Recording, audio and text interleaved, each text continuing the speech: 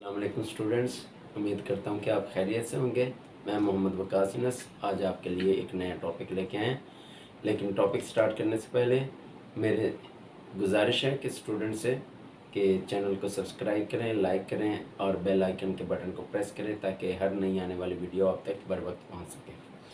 जी, तो टॉपिक है हमारा variable.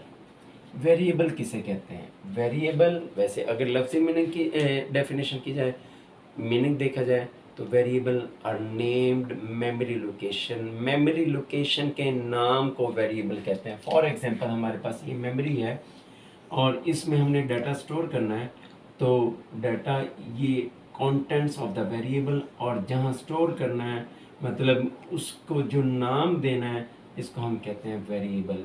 Variable are named memory location, मतलब मेमोरी की लोकेशन का जो नाम होता है उसे हम वेरिएबल कहते हैं। और हम अगर डेफिनेशन इसकी मज़ीद बढ़ाएं तो वेरिएबल की वैल्यूज़ चेंज होती रहती हैं during the execution of a program. For example मैं कहता हूँ कि पहले ए की वैल्यू जो है वो 10 है, तो फिर बाद में एक मरतबा एग्जीक्यूट करवाने के बाद हम इसकी वैल्यू चेंज भी कर सकते हैं, 5 भी कर सकते हैं, 15 भी कर सकते हैं। तो हम इनके वेरिएबल की वैल्यूज़ चेंज होती रहती हैं during the execution of a program. Variable क्या है? Variable are named memory location. Memory की लोकेशन का जो नाम होता है उसे हम वेरिएबल कहते हैं। और इसी तरह वेरिएबल की वैल्यूज़ चेंज होती रहती हैं। फर्स्ट टाइम वेरिएबल की वैल्यू हम लेते हैं कि a = 15 और फिर हम इसको बाद में चेंज करके 20 कर देते हैं, 25 कर देते हैं। तो इनके वेरिएबल की वैल्यूज़ जो हैं चेंज होती रहती हैं during the execution of the program. फिर इसमें हम एक और टर्म छोटी सी देखते हैं, आइडेंटिफायर किसे कहते हैं। आइडेंटिफायर जो है वेरिएबल का नाम यूनिक होता है और इसी यूनिकनेस की वजह से इसको आइडेंटिफायर से पुकारा जाता है। Each variable has a unique name. Her variable का नाम यूनिक होता है, इसलिए इसको हम आइडेंटिफायर भी कह सकते हैं। मतलब हर वेरिएबल का नाम यूनिक होता है, इसलिए हम इसको आइडेंटिफायर भी कह सकते हैं।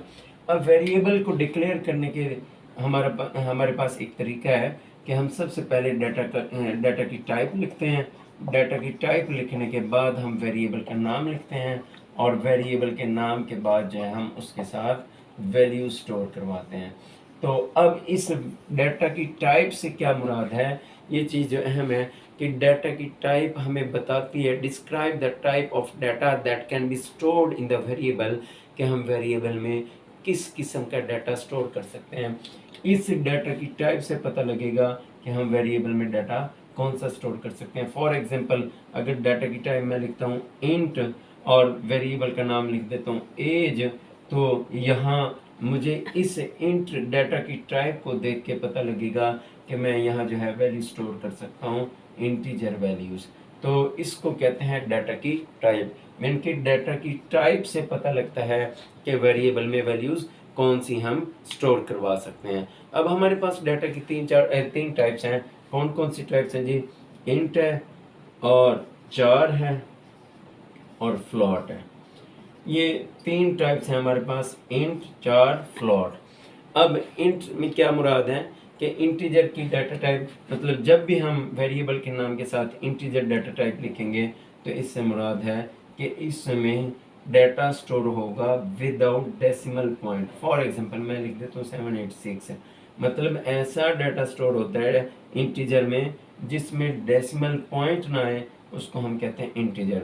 इसी तरह चार से क्या मुराद है? करैक्टर। तो करैक्टर में कौन सा डाटा स्टोर होता है? करैक्टर में सिंगल करैक्टर स्टोर होता है। करैक्टर्स भी आ सकते हैं और जनरल नंबर्स भी आ सकते हैं, और फिर इसके बाद स्पेशल करैक्टर या सिंबल्स भी आ सकते हैं। लेकिन इसकी कंडीशन क्या है कि ये सिंगल क्वार्ट्स में बंद होता है, एक्सोट्रॉफी में बंद होता है और आएगा भी सिंगल ही करैक्टर, इसलिए इसको हम कहते हैं कि करैक्टर कांस्टेंट, ये करैक्टर वेरिएबल। इसके बाद हमारे पास है वेरिएबल फ्लॉट। फ्लॉट में कौन सा डाटा स्टोर होता है? फ्लॉट में डाटा स्टोर होता है जिसमें डेसिमल पॉइंट्स आ जाएं, जिस तरह की 12.5। इसी तरह जरा एक और एग्जांपल देख लेते हैं हम, 87.6। तो ऐसा डाटा जिसमें डेसिमल पॉइंट आ जाए उसको हम कहते हैं कि ये फ्लोट वेरिएबल है। मीन के डाटा की टाइप से हमें पता लगता है कि हम किस किस्म का डाटा इसमें स्टोर कर सकते हैं। वेरिएबल के टॉपिक को थोड़ा सा मैं रिवाइज करवा देता हूँ। वेरिएबल कहते हैं किसे हैं? Variable are named memory location. Memory location का नाम जो है वो वेरिएबल कहलाता है। मीन के मेमोरी की इसमें दो बातें होती हैं, एक वेरिएबल का नाम, second contents of variable, third जो है वो एड्रेस ऑफ वेरिएबल भी आप कह सकते हैं। मतलब ये दो तीन बातें आती हैं इसमें कि एड्रेस ऑफ वेरिएबल और कंटेंट्स ऑफ वेरिएबल। इसको कहते हैं कंटेंट्स ऑफ वेरिएबल। जो डाटा स्टोर होता है उसको कंटेंट्स ऑफ वेरिएबल कहते हैं, और वेरिएबल पहचान करवाता है किसकी? वैल्यूज़ की। और variable are name memory location. फिर हमने देखा कि इसके वेरिएबल की तीन टाइप्स हैं। जिस तरह कांस्टेंट की टाइप्स होती हैं उसी तरह वेरिएबल की भी टाइप्स होती हैं। अब अगला टॉपिक क्या है हमारे पास?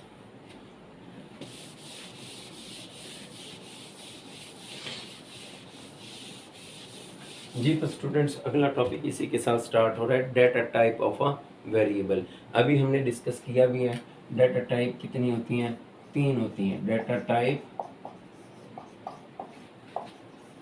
Of variable.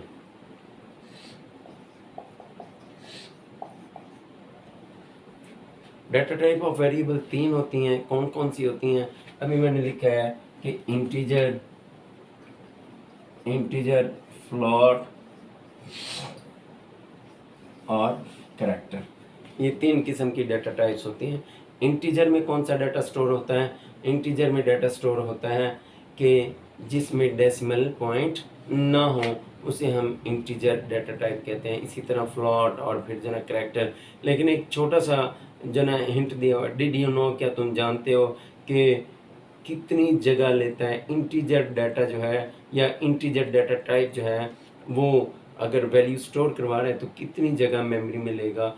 तो 2 बाइट, आम तौर पे जो है इंटीजर को 2 बाइट की स्पेस चाहिए होती है मेमोरी में। मतलब अगर हम इंटीजर वैल्यू स्टोर करवा रहे हैं, फॉर एग्जांपल 8 है, या जो मतलब इसकी रेंज बड़ी हो सकती है, लेकिन इसको मेमोरी में जो जगह दरकार होगी वो 2 बाइट की जगह दरकार होगी।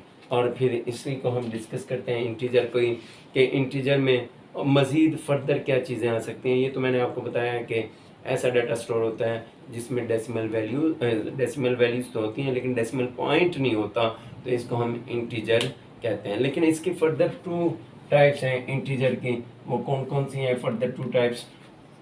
एक को हम कहते हैं साइन इंट, और सेकंड को हम कहते हैं अनसाइन इंट। अब स्टूडेंट्स साइन और अनसाइन से वाज़ेह पता लग रहा है कि साइन किसे कहेंगे। मतलब ऐसी डाटा टाइप इंटीजर में जिसमें माइनस वैल्यूज़ भी स्टोर हो सकती हैं। फॉर एग्जांपल मैं कहता हूँ कि हमारे पास जब हम साइन की बात करते हैं तो -28.3, तो ये साइन इंटीजर है। इसी तरह मैं कहता हूँ कि 28 -28, तो ये भी साइन इंटीजर है। मैं इनके जिसके साथ कोई साइन लग जाए इसको हम साइन इंटीजर कहते हैं, और इसकी रेंज जो है ये -2147 से स्टार्ट होके और एंड सो ऑन 2147 तक जो है जाती है, एंड सो ऑन। और फिर इसके बाद है अनसाइन इंट। अनसाइन इंट में कौन सी वैल्यूज आती हैं? जिसके साथ कोई साइन ना लगा हो। फॉर एग्जांपल हम लिख देते हैं कि 28, ये अनसाइन इंट है। इसी तरह जो है 25, ये अनसाइन इंट है। और इसमें फ्लॉट वैल्यूज भी आ सकते हैं, सॉरी फ्लॉट वैल्यूज नहीं आ सकती क्योंकि हम इंट की बात कर रहे हैं, तो इसमें फ्लॉट वैल्यूज नहीं आ सकती। फिर इसके बाद है हमारे पास floating point values. Floating point values में क्या चीज़ें आती हैं? जैसे कि अभी हम डिस्कस कर रहे थे कि फ्लोटिंग पॉइंट वैल्यूज में डेसिमल पॉइंट वाली वैल्यूज आती हैं। फॉर एग्जांपल 28.5, तो ये फ्लोटिंग पॉइंट वैल्यू है। लेकिन इसमें कितनी जगह दरकार होती है और इसमें रेंज क्या होती है वैल्यूज़ की? फ्लोटिंग पॉइंट में 4 बाइट की जगह जो है मेमोरी में एलोकेट की जाती है। और इसकी जो रेंज है वो क्या है?